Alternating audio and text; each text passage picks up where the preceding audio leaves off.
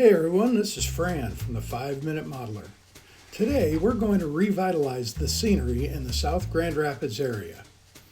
After my last video featuring the switching of industries in this spot, I took a hard look at the scenery and noticed several spots that just didn't look complete to me. While this section had the good enough value, I noticed some things I'd been meaning to fix, but just never got around to it. This is the end of the layout that is not seen as often as other areas, so it never rose in priority for me. But after looking at it, I knew I could make some relatively easy additions that should enhance it. Most of us modelers have that forgotten area, so hopefully this will encourage you to take a good look at your own layout and make the necessary improvements. I made a list of the areas that I felt would make the best contribution to this section.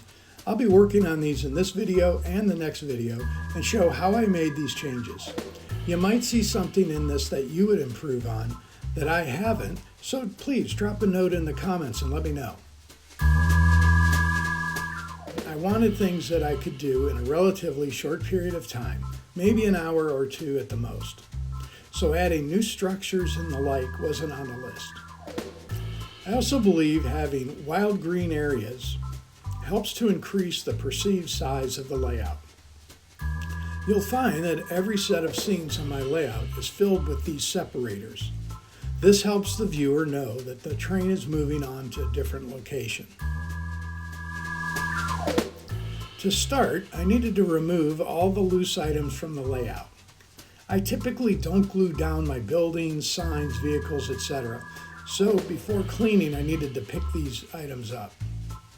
Just as a quick note, the railroad interlocking tower in the background there was one of my very first scratch-built kits from my first 2-foot by 4-foot layout.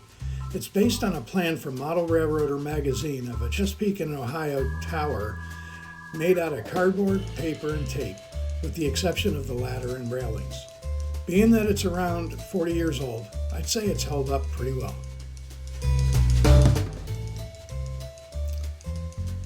Once the loose parts are removed, I get out my shop vac and using a piece of nylon stocking wrapped around the end, I vacuum the entire area. This picks up loose scenery materials and anything else that may have fallen on the layout. Just doing this made a big difference in my eyes, and it also magnified some of the areas I needed to fix.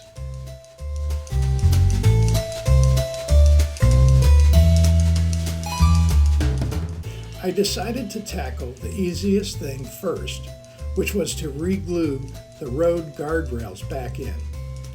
After applying some Eileen's glue to the post, I set it into the hole. I found that due to the curvature of the road, it wouldn't stay, so I weighted it down with a small tool to hold it in place until the glue set.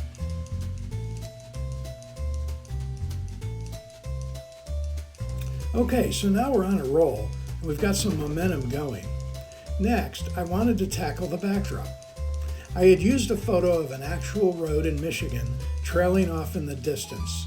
The photo had trees on both sides. This was a great addition, but I never completed the area where the picture ended. The sharp edge on both the side and top was far too obvious and really killed the illusion. Even though I had painted a light green layer on the backdrop, this just made the edge of the picture even more noticeable. Normally, that interlocking tower is located in front of this, so you wouldn't normally see it, but I saw it, and I knew I needed to finish this up. I had some backdrop elements from some backdrops I had purchased years ago, and I thought about adding those to the scene. However, after looking at these, I decided they just wouldn't do. So that meant I'd need to paint the backdrop myself. If you've never watched Bob Ross painting landscapes, I suggest you look it up and watch some of his shows. His techniques worked really well on a smaller scale as well as his large paintings. You just need a smaller brush. The first thing I knew I had to do was to find colors that matched the photo. I pulled out all my greens, yellows, browns, and blacks, knowing I'd have to mix some custom colors to make the scene believable. I started by dabbing small amounts of each color next to the picture in order to see which colors might look the best and go together. As it turned out, I only needed 2 colors to create a match to the picture. I used a scrap of wood for my palette and mixed the paint slightly. I don't mix it completely because I needed to make sure there were variations in the color. Bob Ross shows this in his videos. After mixing this, I thought I had used too much brown, as the color looked very dark on the palette. But once I started painting, the colors turned out to be perfect. I began by using a 1/2 inch flat brush and started jabbing at the background. I knew if these colors didn't work, I could paint over them.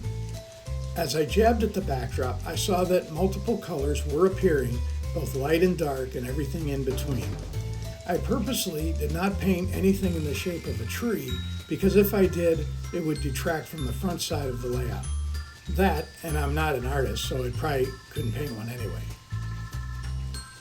I continued dabbing and jabbing until I got the look I was satisfied with. I took extra care around the edges of the picture as well. I needed to make sure the white edges of the paper didn't show and that the picture blended in as well as it could. I also left some spots without paint, allowing the lighter green base color, or the sky, to show through. This helped create a sense of distance, and I think it turned out pretty good. The 2 colors I used that worked well were Hooker's Green and Raw Umber. I'm sure others would work as well. These were just the first 2 I had picked.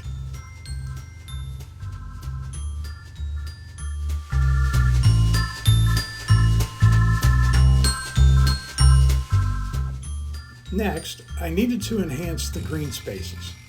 When I originally scenic this area, I had laid down some fine ground cover and ballast. This was okay, but I needed to enhance it a bit more. I began by taking some woodland scenic foliage clusters that I had and breaking it into small pieces. These would represent wild growing shrubs and bushes. I dipped these into some white glue and planted them along the backdrop first to soften that edge. It may seem to be a tedious task, but it really didn't take that long. The next step I took was to add some static grass clusters. I've not had great luck with static grass in N-scale, I must be honest. I also am not crazy about the colors as they come, particularly for that dried field grass or straw look.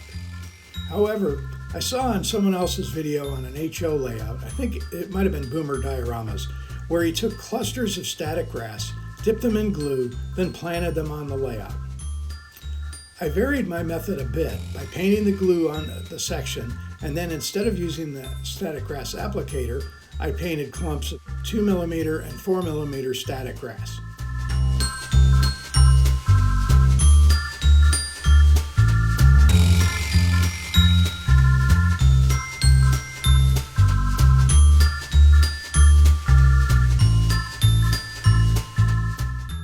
I then also added various colors of fine and coarse ground foam in and around the clusters.